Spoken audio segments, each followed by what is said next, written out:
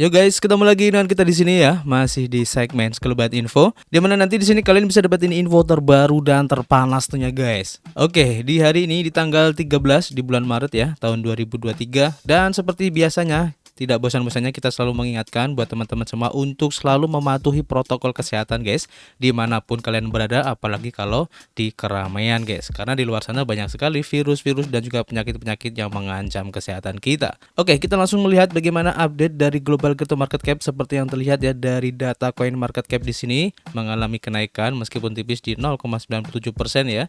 Dan tentu saja ini adalah efek dari kontribusi Bitcoin dan juga teman-temannya ya. Dimana untuk Bitcoin dalam waktu 24 jam ini mengalami penurunan ya di 0,82%.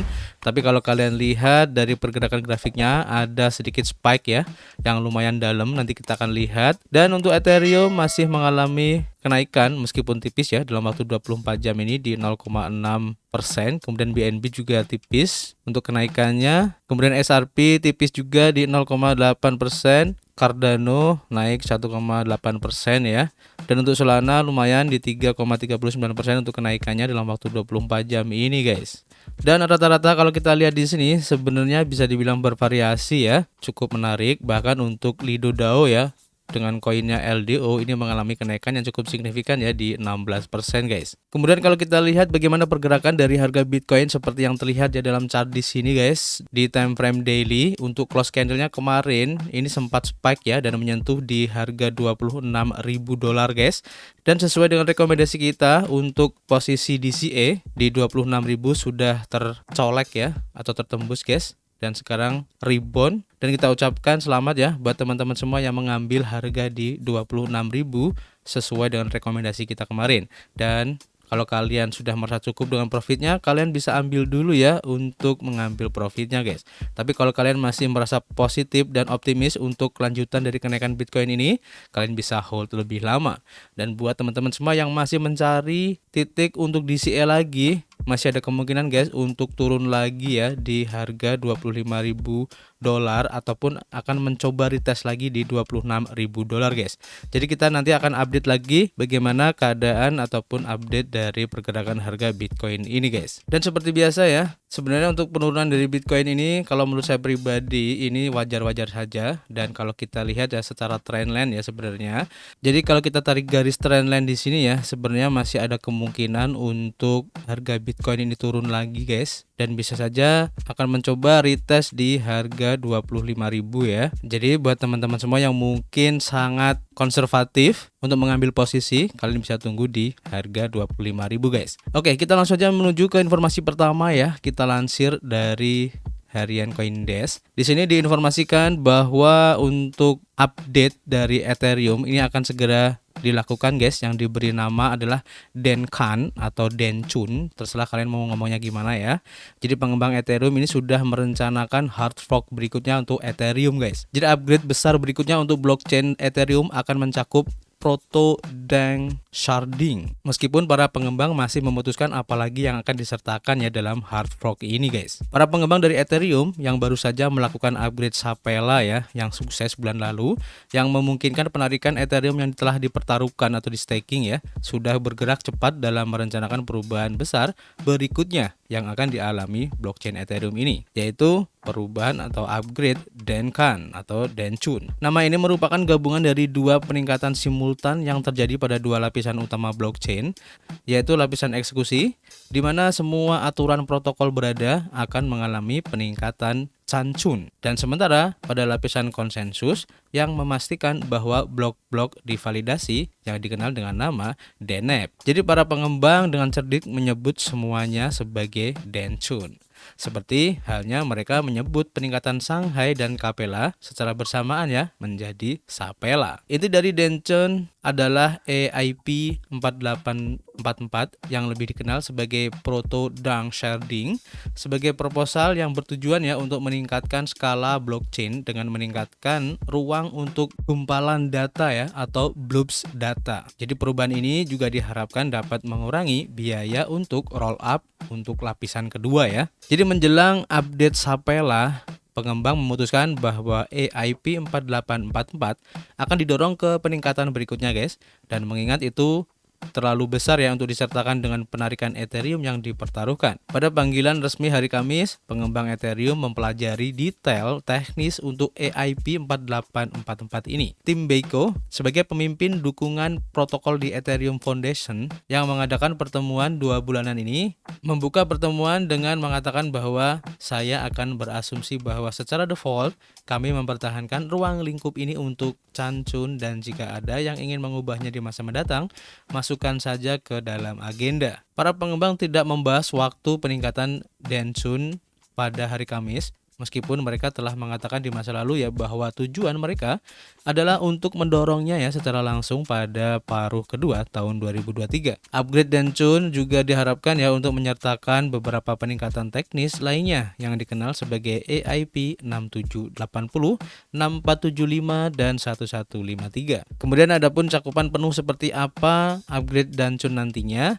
itu akan ditentukan ya dalam beberapa minggu ke depan, dan para pengembang sedang menguji EIP lain sebelum mereka memastikan ya proposal lain yang akan masuk ke dalam hard fork besar berikutnya guys. Jadi kita tunggu aja nanti untuk upgrade Ethereum berikutnya ini yang disebut dengan Denchun ya. Dan kita lanjut ke informasi berikutnya, masih berhubungan ya dengan Ethereum guys. Diinformasikan di sini ya, seperti kita lansir dari Decrypt bahwa jaringan Ethereum ini mengalami masalah finalitas guys. Nah, kemudian pertanyaannya, apa artinya ini bagi Ethereum itu sendiri? Jadi Ethereum mengalami masalah teknis ya yang berpotensi serius selama 2 hari berturut-turut ini, sehingga menimbulkan kebingungan di antara para pengguna kripto. Ethereum sebagai blockchain terbesar kedua ya di dunia berdasarkan kapitalisasi pasar mata uang kripto mengalami masalah teknis pada hari Jumat kemarin guys, yang menyebabkan jaringan berhenti ya menyelesaikan blok selama lebih dari 1 jam guys. Finalisasi membutuhkan waktu sekitar 15 menit dan mengacu pada jaminan bahwa sebuah blok tidak dapat diubah atau dihapus dari blockchain tanpa membakar setidaknya 33% dari total Ethereum yang dipertaruhkan atau di staking ya.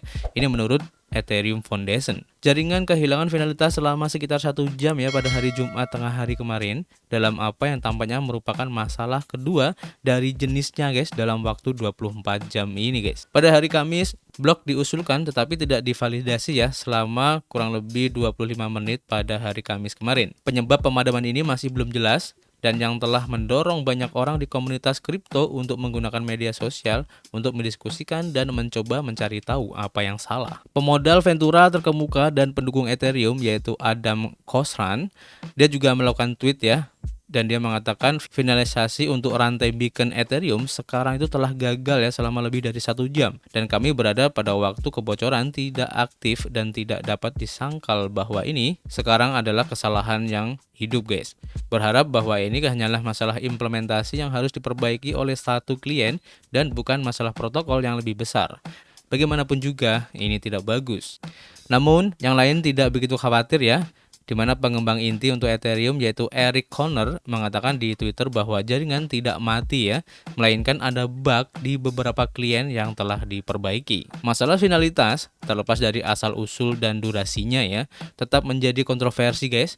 Meskipun transaksi tampak diproses, fakta bahwa transaksi tidak diselesaikan ini dapat berarti ya bahwa transaksi tersebut berpotensi untuk dipesan ulang atau diabaikan. Pembuat Ethereum pseudonym yaitu Superfish mentweet peringatan kontradiktif yang mengklaim bahwa gelombang kedua telah berakhir, tetapi bagi pengguna untuk mengharapkan gelombang ketiga. Tapi jangan terlalu khawatir katanya. Seburuk apapun kelihatannya, rantai ini terus berjalan dan pada akhirnya akan selesai. Saat artikel ini ditulis ya, jaringan sudah aktif dan berjalan kembali dengan kapasitas penuh dengan blok-blok yang sedang diselesaikan, meskipun pengguna dan pengembang tetap waspada. Jadi ini bisa dibilang berita buruk ya, dan mungkin ini juga menjadi salah satu sebab kenapa Bitcoin dan secara khususnya untuk Ethereum ini sedikit mengalami penurunan guys untuk harganya. Dan semoga aja masalah ini tidak terulang kembali ya. Jangan seperti blockchain sebelah yaitu Solana yang sering terjadi pemadaman ya. Dan masalah ini semoga benar ya seperti apa yang dikatakan oleh pengembang Ethereum bahwa ini bukan masalah dari jaringan tapi karena adanya bug ya di beberapa klien ya, sehingga tidak berpengaruh secara masif ya dari jaringan Ethereum itu sendiri. Oke, kita akan update lagi nanti perkembangan seperti apa, dan kita lanjut ke informasi berikutnya. Kita lansir dari harian Cointelegraph, dan di sini diinformasikan bahwa Binance ini akan segera berhenti ya beroperasi di Kanada guys. dan alasannya karena menyalahkan aturan baru yang ada. Jadi Binance adalah yang terbaru ya dari serangkaian kepergian CEO Changbin Zhao dari negara asalnya, dan Binance berjanji untuk terus bekerja sama dengan regulator. Binance akan menarik diri dari pasar di Kanada, dan exchange pertukaran mata uang kripto ini mengumumkan di Twitter pada 12 Mei kemarin. Mereka menyebut penarikannya proaktif karena panduan baru yang dikeluarkan oleh regulator Kanada terus berdampak pada industri kripto negara itu, guys. Binance bergabung dengan beberapa pesaingnya yang lebih kecil dalam eksodus Kanada yang disebabkan oleh pengenalan aturan oleh Administrator Sekuritas Kanada atau CSA pada 22 Februari yang mengharuskan mereka untuk mengajukan para pendaftaran baru ya dan mematuhi batasan tambahan. Meskipun Binance dilaporkan telah mengajukan pendaftaran baru, Binance menjelaskan dalam sebuah tweet ya, katanya, sayangnya panduan baru terkait stablecoin dan batasan investor yang diberikan kepada bursa kripto membuat pasar Kanada tidak lagi dapat dipertahankan untuk Binance saat ini. Aturan CSA yang baru melarang perusahaan-perusahaan mengizinkan kliennya, khususnya di Kanada ya, untuk menandatangani kontrak kripto untuk membeli dan menjual aset kripto apapun yang merupakan sekuritas dan atau turunannya, dan mendefinisikan stablecoin sebagai sekuritas, guys. OKX menarik diri dari pasar Kanada pada bulan Maret kemarin, diikuti pada bulan April oleh bursa terdesentralisasi di YDX dan kemudian oleh fintech blockchain Paxos, guys. Binance mengirim email kepada pengguna Kanada yang dilihat oleh Cointelegraph yang menginstruksikan mereka untuk menutup posisi terbuka pada 30 September 2023 ini. Mulai 1 Oktober 2023, pelanggan Kanada akan dimasukkan ke dalam mode likuidasi saja. Demikian peringatannya. Dan Binance juga menambahkan ya, meskipun kami tidak setuju ya dengan panduan baru ini, kami berharap dapat terus terlibat dengan regulator Kanada yang bertujuan untuk membuat kerangka kerja regulasi yang bijaksana dan komprehensif. Binance beroperasi di semua provinsi dan teritori Kanada ya, kecuali Ontario, yang menarik diri pada Maret 2022 setelah perselisihan yang berkepanjangan dengan regulator provinsi itu, guys. Namun semua tidak hilang ya bagi para cryptophile Kanada, dan Kraken mengajukan pra pendaftaran baru ya pada bulan Maret dan menyatakan komitmennya untuk tetap berada di Kanada. CSA mencantumkan 11 platform yang resmi ya untuk berbisnis dengan warga Kanada ini, guys. Jadi apa boleh buat, guys, dengan adanya peraturan ini maka exchange sekelas Binance pun harus mengambil sikap ya untuk keluar dari Kanada. Ini seperti yang dilakukan oleh Coinbase ya, juga sudah mulai keluar dari US, guys. Dan apakah ini akan disusul oleh exchange yang lain? Kemungkinannya sangat besar, guys. Jadi nanti kita akan update lagi seperti apa ya perkembangannya. Dan kita lanjut ke informasi berikutnya. Kita lansir dari harian CoinDesk. Dan di sini diinformasikan, guys, salah satu exchange yang bernama BAKT atau BAKKT ini akan menghapus daftar token secara massal ya, termasuk ada AAV, Avalanche, Compound, Filecoin, MakerDAO, dan Uniswap, guys. Nah pertanyaannya kenapa? Karena koin-koin ini bukanlah koin-koin abal-abal ya. Jadi BAKKT yang dimiliki Intercontinental Exchange menghentikan aplikasi yang ditujukan untuk konsumen pada bulan Februari karena beralih dari retail. Panduan regulasi dan perkembangan industri telah membuat BAKKT sebagai bisnis kripto Intercontinental Exchange melakukan daftar massal, guys, dari sejumlah aset digital, termasuk beberapa token keuangan terdesentralisasi atau DeFi terkemuka. Nah, untuk daftar lengkap dari token yang akan dihapus, di sini ada AAV, AVAX, ada BNT, ada BAT, Chainlink, Chilis, Compound, Cosmos juga ada, guys. Ada Curve juga, ada Engine, ada Phantom juga ya. Filecoin juga dihapus, Gala, kemudian The Graph, ada ICP ya atau Internet Computer, ada Loopring juga, MakerDAO juga ada REN, kemudian Stellar atau XLM juga akan dihapus, SushiSwap juga akan dihapus, kemudian ada Synthetic, Texas, dan juga Uniswap, guys. Ini banyak banget ya. Jadi setelah penutupan akuisisi Apex Crypto dan sebagai bagian dari proses peninjauan daftar koin reguler kami telah membuat keputusan untuk menghapus sejumlah koin di platform. Ini adalah kata juru bicara bursa tersebut ya kepada CoinDesk.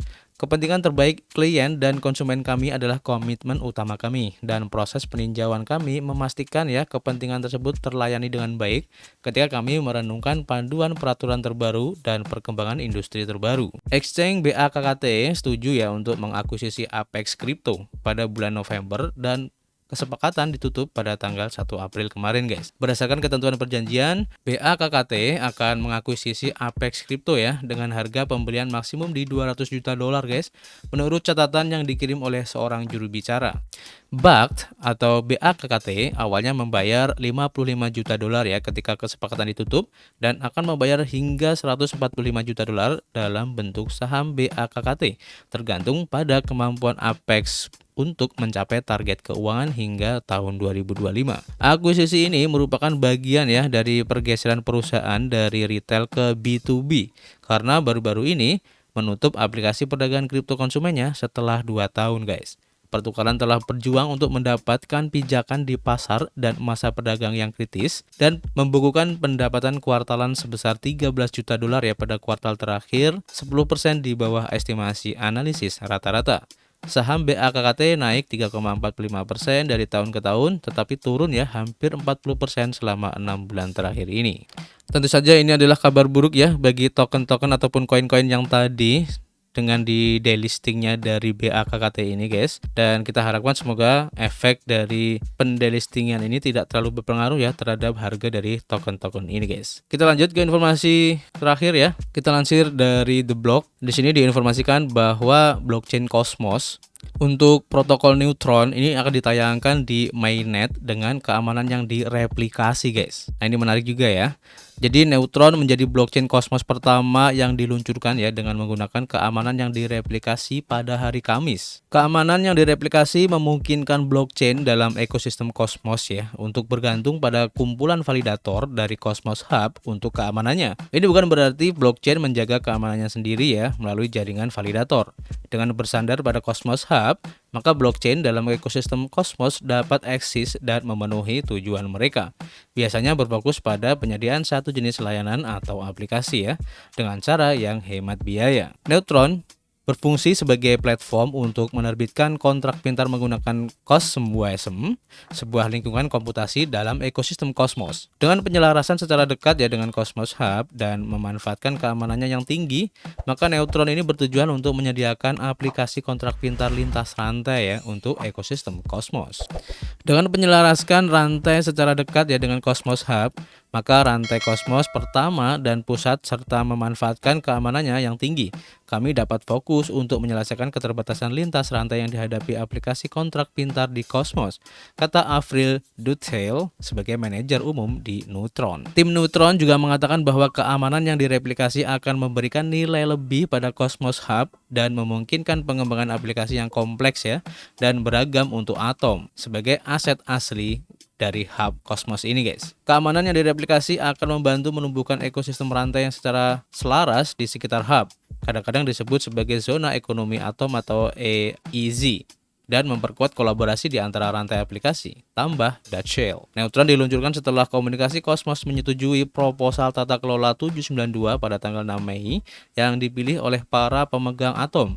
Saat ini, rantai yang ingin menggunakan keamanan yang direplikasi harus mengajukan izin ke Cosmos Hub.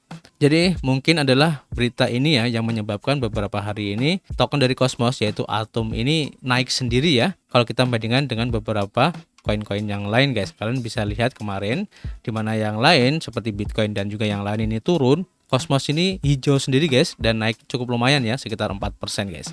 Kalian bisa lihat nanti pergerakan harganya di chartnya.